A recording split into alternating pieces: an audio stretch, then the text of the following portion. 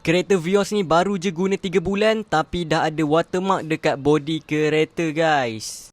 Jadi owner kereta ni panggil Cowboy Detailing datang ke rumah dia dekat Kelang untuk buat package polishing body dan apply ceramic coating untuk protection body kereta Vios ni. Yang belah kiri ni masih belum polishing, memang ada watermark lagi. Yang belah kanan ni selepas polishing berkilat cantik guys.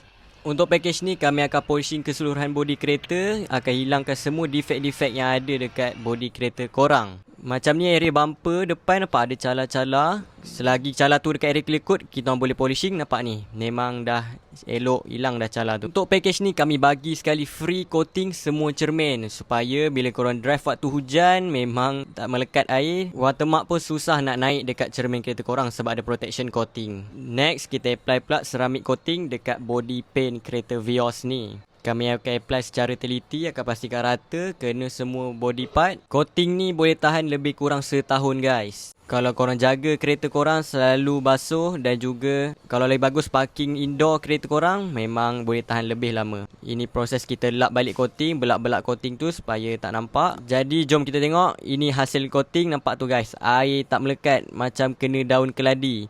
So siapa berminat boleh wasabi nombor Cowboy Detailing di bio.